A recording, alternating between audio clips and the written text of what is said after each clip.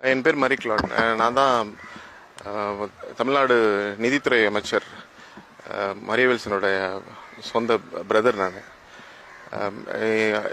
2022 August மாதம் 8ஆம் தேதி அவர் எங்கள் வீட்டில் வந்து ஒரு ஒரு குலவெறி தாக்குதல் நடத்தினார். அதை பற்றி நான் ஏற்கனவே சென்னை ப்ரெஸ் கிளப்பில் ஏற்கனவே சொல்லியிருக்கேன். அதை பற்றி இன்று அந்த வழக்கு விசாரணை வந்தது. இன்றைக்கி அவர் ஆஜராகவில்லை.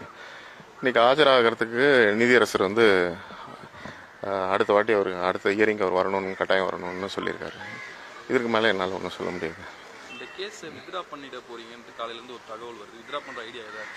சார், இது 2022 எங்கள் என் மேலேயும் மனைவி மேலேயும் அவர் இந்த தாக்குதல் நடந்ததுக்கப்புறம் இந்த கேஸை வித்ரா பண்ணணும்னு சொல்லிட்டு நிறைய எங்கள் மேலே ப்ரெஷர் நிறைய போட்டிருக்காரு.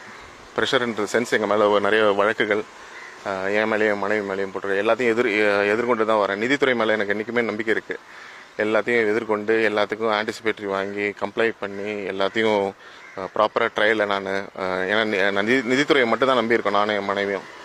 இதை வந்து நாங்கள் வழக்கை வந்து இவ்வளோ கஷ்டங்களையும் அனுபவித்து இதை நாங்கள் மேற்கொண்டு இதெல்லாம் எதிர்நோக்கி போயிட்டுருக்கோன்றது காரணம் என்னென்னா நிதித்துறை மேலே இருக்கிற நம்பிக்கை மட்டும்தான். இது வந்து இதான் அதெல்லாம் இவ்வளோ 22 இவ்வளோ நாள் நாங்கள் இருக்கவே கூடாதுன்னு நினைக்கிற ஆசாமிக்கிட்டேருந்து நாங்கள் தப்பிச்சு எங்கள் வாழ்க்கையை நாங்கள் வாழ்ந்துட்டுருக்கோம்.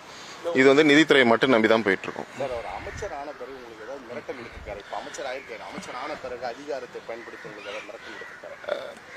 இதை பற்றி நிறைய இப்போதைக்கு பேச முடியாது சார். ஏன்னா நான் உங்களுக்கு 10ஆம் தேதி வந்து வர ஹியரிங் அப்போ நான் இப்போ பேசுகிறேன். நான்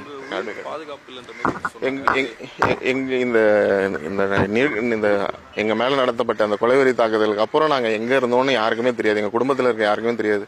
ஏன்னா எங்களுக்கு பயந்து இந்த மாநிலத்தை விட்டு அண்டை மாநிலம் தமிழ்நாட்டில் இருந்தோம். தமிழ்நாட்டில் வந்து இப்போ வந்து எல்லாமே மாற்றம் நிறைய நடந்ததுனால உடனே எங்களுக்கு வழி இல்லாமல் கொஞ்சம் அயல்நாட்டுக்கு போயிருந்தோம். அயல்நாட்டிலே இருந்தோம். இப்போ திருப்பி இவ்வளோ நாள்லையும் எல்லாத்தையும் எதிர்நோக்கிட்டு எல்லாத்தையும் நான் சட்ட ரீதியாக தான் அணுகியிருக்கேன். எல்லாத்தையும் சட்ட ரீதியாக போயிட்டுருக்கேன். இது வந்து பின்வாங்குற இது கிடையவே கிடையாது.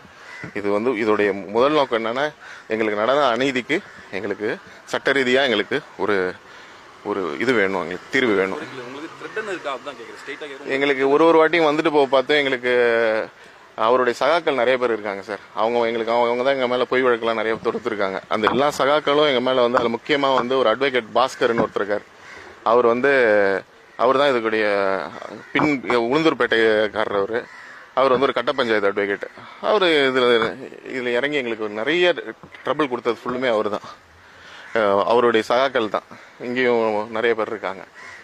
பாண்டிச்சேரியில எங்களுக்கு சேஃப்டி கிடையாது. அதனால தான் நாங்கள் வந்து அண்டை மாநிலத்துக்கு போயிருக்கோம்.